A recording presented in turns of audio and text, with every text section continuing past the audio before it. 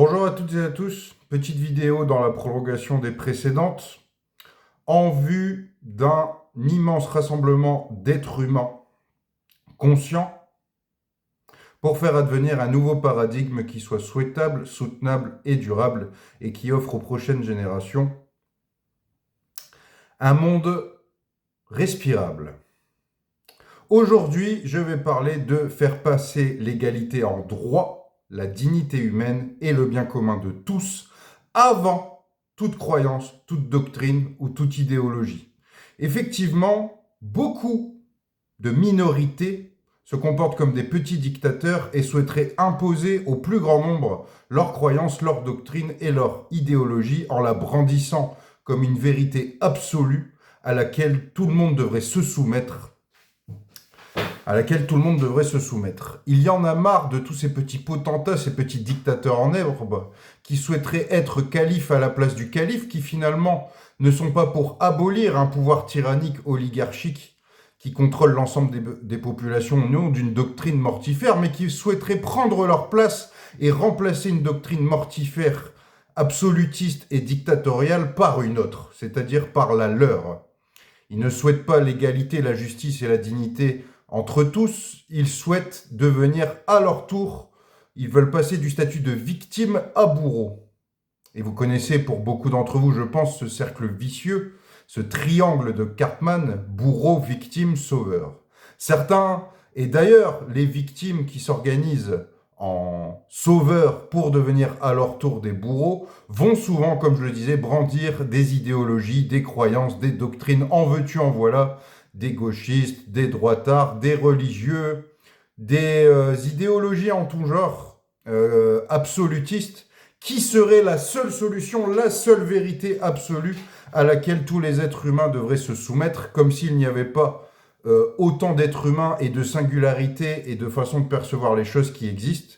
et qui assomment et qui censurent et qui moquent et qui humilient toute parole qui ne va pas dans leur sens et qui voudrait même, pour beaucoup d'entre eux, interdire toute critique de leur croyance, de leur idéologie et l'imposer au plus grand nombre.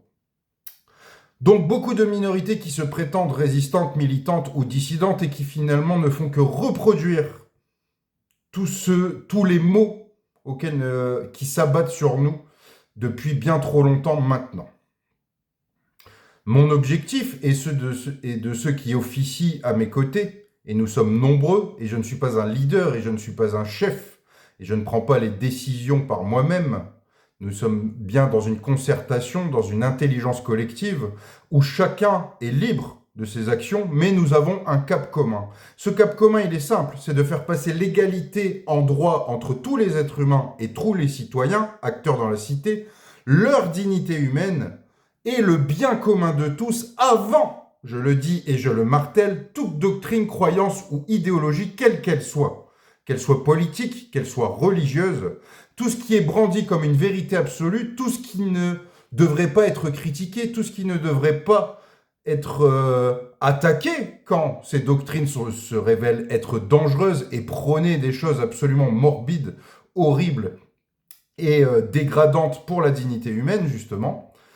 Tout ce type de doctrine, ce sont nos adversaires déclarés. Et je ne parle d'aucun être humain en termes d'adversaire. Je ne m'en prends pas aux croyants, je ne m'en prends pas aux endoctrinés, je ne m'en prends pas aux conditionnés, contrairement aussi à ce que tout le monde fait actuellement. Pas tout le monde, mais beaucoup trop font. S'en prendre aux croyants, aux endoctrinés, aux conditionnés, comme si ceux-ci n'étaient pas victimes des croyances justement auxquelles ils adhèrent, comme s'ils n'étaient pas victimes d'eux-mêmes, mais victimes quand même. Ça n'enlève rien à leur responsabilité de se prendre en main, de déconstruire leurs croyances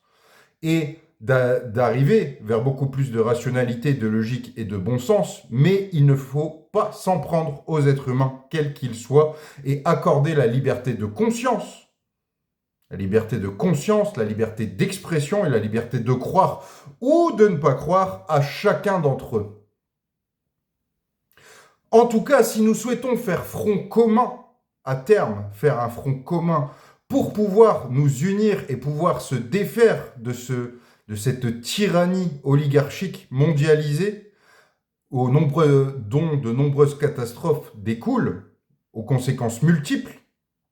qu'elle soit économique, qu'elle soit écologique, qu'elle soit sociale, qu'elle soit en termes d'insécurité, qu'elle soit au niveau sanitaire. Le problème est multifactoriel, les conséquences sont multiples, mais elles ont toutes et tous une même racine. Ce sont des modèles qui sont basés sur des croyances limitantes, sur des traumatismes et des blessures ancestrales, sur des fonctionnements hors sol, des schémas non durables, qui nous font adopter des comportements inconscients, déconnectés du réel, qui nous font progresser dans des bulles idéologiques de croyances, dans des visions absolues, alors que l'être humain, qui est lui-même relatif, subjectif et avec une vision limitée, souhaiterait imposer au plus grand nombre des doctrines, des idéologies ou des croyances, ou des pseudo-savoirs, ou des vérités qui se revendiqueraient comme absolues, illimitées et objectives. Seule la réalité que nous partageons toutes et tous est illimitée, objective et infinie. Nous, êtres humains dans notre singularité, sommes par définition des êtres humains relatifs, subjectifs et limités dans nos perspectives. Il s'agit donc bel et bien de respecter le droit à ne pas croire, à faire la promotion des croyances, à traîner dans la boue les croyances, quelles qu'elles soient, et je le dis et je le répète, et j'en fais partie, je traîne dans la boue toute croyance religieuse, politique ou autre qui prône, qui entrave la dignité humaine, la liberté de chacun et chacune à vivre dans la dignité et dans l'égalité parfaite entre tous. Si nous voulons faire front commun à terme, nous devons faire passer notre humanité, notre dignité humaine, notre droit à la différence, notre droit à la parole, à l'expression, notre droit à avoir une perspective différente. Il va falloir se mettre à la place du regard de l'autre, savoir regarder à travers les yeux de son interlocuteur, et plutôt que de chercher à détruire des êtres humains ou des citoyens, peu importe la doctrine ou idéologie à laquelle ils adhèrent, il va falloir bel et bien déconstruire et se débarrasser des croyances, et non pas des croyants. Et bien, question de traîner dans la boue et de déconstruire des croyances qui sont devenues obsolètes, qui sont limitantes, qui pour beaucoup d'entre elles sont barbares, absolutistes, tyranniques, dictatoriales, et que si elles arrivaient à renverser le pouvoir politique présent, remplaceraient juste cette oligarchie mondialisée par une autre à terme, et causeraient exactement les mêmes catastrophes, les mêmes désastres. J'en appelle donc à tous ceux qui se définissent par des trucs qui finissent en iste, gauchistes, droitards, socialistes, anarchistes, communistes, libertariens, peu importe les trucs en iste, et tous ceux qui se définissent par une idéologie et qui voudraient l'imposer au plus grand nombre, même au sein d'assemblées constituantes, des gens qui, au sein de ces assemblées, pensent que à terme, ils pourraient imposer à tous les êtres humains dans leur nation et voire même au-delà de leurs frontières un nouveau fonctionnement, même si ceux-ci n'y adhèrent pas parce qu'ils seraient majoritaires à l'avoir décrété, ou même minoritaires. Il faut, je le dis, passer vers un paradigme où chacun se représente par lui-même à sa liberté de conscience, de croire ou de ne pas croire, mais une chose est sûre, il faut que chaque être humain fasse passer sa croyance, sa perspective, prenne conscience qu'elle n'est pas absolue, qu'elle est limitée, qu'elle est relative, et que nous devons toutes et tous nous enrichir de nos perspectives et faire passer nos perspectives avant, je le dis et je le martèle, notre droit à exister dans la dignité humaine, peu importe justement nos croyances, nos appartenances, nos nationalités, nos langues, etc., etc. Nous allons devoir apprendre à faire front commun et nous allons devoir apprendre à ne pas vouloir imposer au sein de nos organisations, de nos corpus d'organisation, mais également au niveau de la société civile et de l'humanité plus largement, il va falloir apprendre à ne pas vouloir imposer une vision absolue, mais de savoir s'enrichir les uns et des autres de nos visions, de savoir critiquer, d'avoir le courage d'affronter des idéologies qui sont dangereuses et absurdes, puisque ceux qui peuvent savoir se défaire de toute autorité religieuse ou politique, ou peu importe,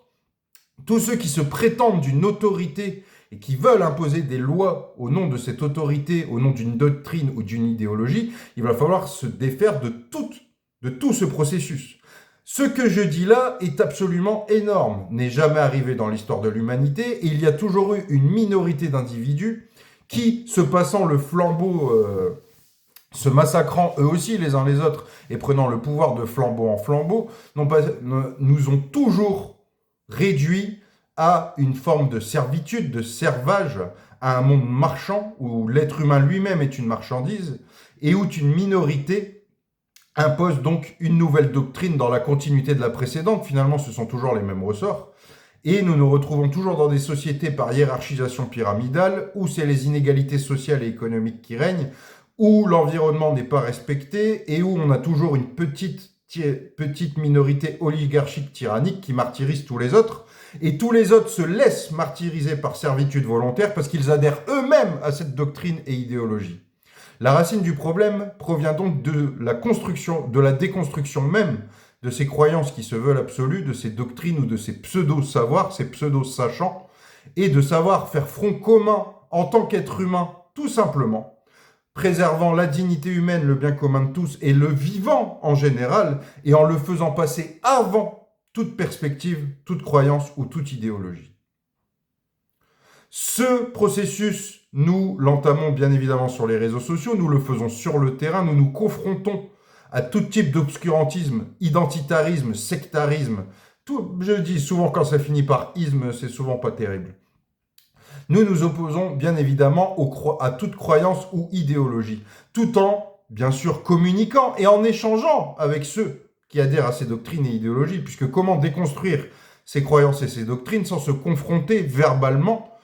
à travers des échanges et des discussions, dans le respect et la bienveillance, parfois avec plus de véhémence, parfois avec un aspect plus frontal, mais il est bien nécessaire de sortir du politiquement correct, de briser les tabous et de traîner dans la boue, non pas les croyants, je le dis et je le répète, quels qu'ils soient, mais de traîner dans la boue les croyances, les doctrines et les idéologies totalitaires, absolutistes et qui voudraient s'imposer au reste